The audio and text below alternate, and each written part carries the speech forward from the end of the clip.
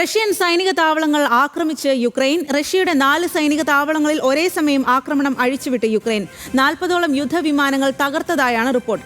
ആക്രമിച്ചത് Russian strategic nuclear bomber വിമാനങ്ങൾ. വിവരങ്ങളുമായി ഇന്റർനാഷണൽ ഡെസ്കിൽ നിന്നും അനുപമ ശ്രീദേവിയാണ് ചേരുന്നത്. അനുപമ, റഷ്യ യുക്രൈൻ സംഘർഷം അവസാനിക്കുന്നില്ല. ഇന്നിപ്പോൾ എന്താണ് ഉണ്ടായിരിക്കുന്നത്?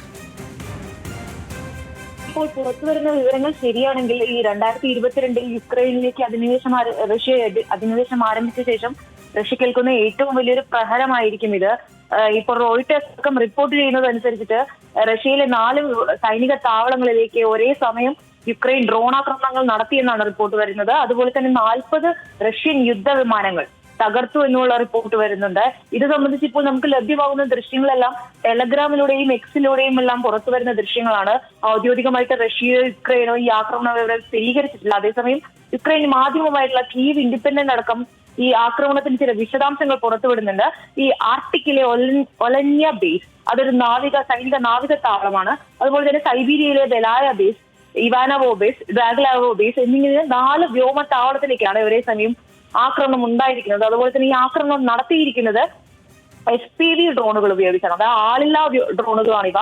ഈ ഡ്രോണുകൾ ഉപയോഗിച്ചാണ് ആക്രമണം നടത്തിയിരിക്കുന്നതെന്നും ഈ ആക്രമണത്തിന് പിന്നിൽ SBU എന്ന യുക്രൈന്റെ ആഭ്യന്തര രഹസ്യാന്വേഷണ ഏജൻസി ആണെന്നുള്ള വിവരങ്ങൾ യുക്രൈനിയൻ മാധ്യമങ്ങൾ പുറത്തുവിടുന്നുണ്ട്. ഈ ആക്രമിക്കപ്പെട്ടിരിക്കുന്നത് റഷ്യൻ യുദ്ധവിമാനങ്ങൾ എന്ന് പറയുമ്പോൾ തന്ത്രപ്രധാനമായിട്ടുള്ള വിമാനങ്ങളാണ്. ദീർഘദൂര മിസൈലുകൾ വിക്ഷേപിക്കാൻ ശേഷിയുള്ള TU-95, TU-22 എന്നീ സ്ട്രാറ്റജിക് ബോംബർ വിമാനങ്ങളും അതിനു പുറമെ ഈ ന്യൂക്ലിയർ ബോംബുകൾ അടക്കം വിക്ഷേപിക്കാൻ ശേഷിയുള്ള യുദ്ധവിമാനങ്ങളാണ് 40ഓളം തകർന്നിരിക്കുന്നത്. അതുപോലെ തന്നെ നമുക്കറിയാം, ഇന്ന് പകൽ നമുക്ക് റഷ്യയിൽ നിന്ന് റിപ്പോർട്ട് ചെയ്ത ഒരു വാർത്തയാണ് ബ്രയാൻസ്കിൽ ഒരു ട്രെയിൻ പാളം തെറ്റി 7 പേർ കൊല്ലപ്പെട്ടു എന്നുള്ളത്. 30-ലധികം പേർക്ക് പരിക്കേറ്റിരുന്നു ആ ആക്രമണത്തിൽ. അതും റഷ്യ ഈ ഒരു അപകടത്തെ വിശേഷിപ്പിച്ചത് ഒരു നിയമവിരുദ്ധമായിട്ടുള്ള ഇടപെടൽ ഉണ്ടായിട്ടുണ്ട് എന്നുള്ളൊരു വിവരമാണ് റഷ്യ ഇക്കാര്യത്തിൽ ഈ ഒരു രാവിലത്തെ സംഭവത്തിൽ പുറത്തുവിട്ടത്. ഇതൊരു അട്ടിമറി നീക്കമാണെന്നുള്ള രീതിയിൽ റഷ്യയുടെ ഭാഗത്തു നിന്നൊരു ആരോപണം ഉയർന്നിരുന്നു. അത് തീർച്ചയായിട്ടും ഈ പാലം പൊട്ടിത്തെറിക്കുകയാണ് ഉണ്ടായത്. ഈ പാലം പൊട്ടിത്തെറിച്ചതിന്റെ അവശിഷ്ടങ്ങൾ ട്രാക്കിലേക്ക് വീണാണ് ട്രെയിൻ പാളം തെറ്റിയത് എന്നുള്ളൊരു റിപ്പോർട്ടാണ് റഷ്യ അതിനെ സ്ഥിരീകരിക്കുന്നത്. ഇതൊരു ആക്രമണ വിവരമാണെന്നുള്ള രീതിയിലാണ്. ഈ ബ്രയാൻസ്ക് അടക്കം ഈ കുർസ്കിന് സമീപമുള്ള ഒരു യുക്രൈനുമായിട്ട് അതിർത്തി പങ്കിടുന്ന ഒരു മേഖലയാണ്.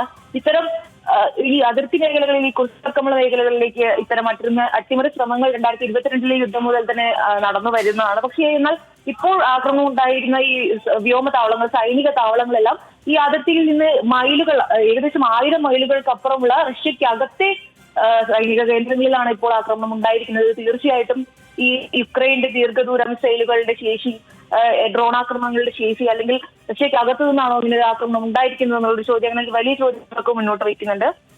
പ്രത്യേകമായി എടുത്തു പറയേണ്ടത്, നാളെ ഇസ്താംബുളിൽ കഴിഞ്ഞ 2 ആഴ്ചയ്ക്ക് മുൻപ് നടന്ന ഒരു വെടിനിർത്തൽ ചർച്ചകളുടെ 2ാം ഘട്ടം എന്ന നിലയിൽ വീണ്ടും ചർച്ചകൾ പുനരാരംഭിക്കാനിരിക്കുകയാണ്. ഇത്തരത്തിൽ ശരി അനുപമ, റഷ്യൻ സൈനിക താവളങ്ങൾ ആക്രമിച്ചിരിക്കുകയാണ് യുക്രൈൻ. റഷ്യയുടെ 4 സൈനിക താവളങ്ങളിൽ ഒരേ സമയം ആക്രമണം അഴിച്ചുവിട്ട് യുക്രൈൻ. 40ഓളം യുദ്ധവിമാനങ്ങൾ തകർത്തതായാണ് റിപ്പോർട്ട്.